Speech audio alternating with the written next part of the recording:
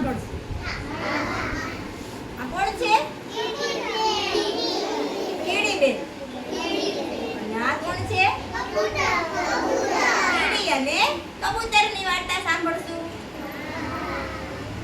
એક છે ને નદી હતી. નદી કિનારે ઝાડ હતું. ઝાડ ઉપર માળો બાંધી અને કબૂતરભાઈ રહેતા હતા. પછી છે ને એ ઉપરથી જોતા હતા નદી કેવી સરસ. નદીમાં પાણી હોય, જાજુ બધું પાણી હોય ને નદીમાં. જોતા હતા ને તો એક દિવસ પાણીમાં કીડીબેન પાણીમાં તણાતા આવ્યા. તો કીડીબેન તો પાણીમાં તણાતા હતા. કબૂતરભાઈએ તો જોયું કે આ કીડીબેન તો તણાઈ જશે.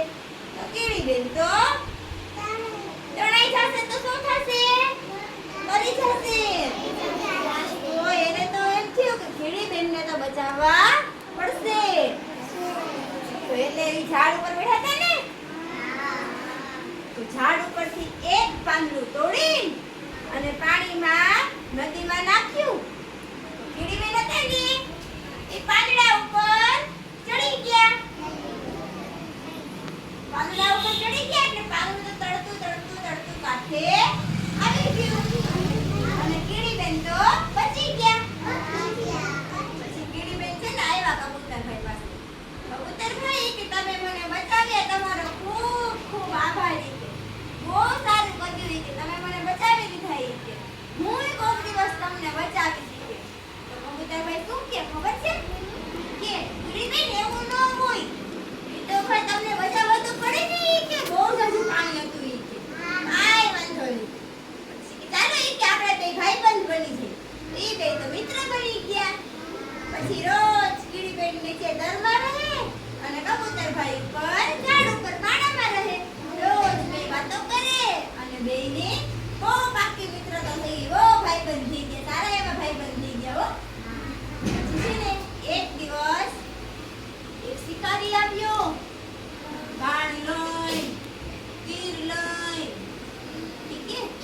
તો ચાલતું જોયું ઝાડ ઉપર તો કબૂતરભાઈ બેઠા હતા.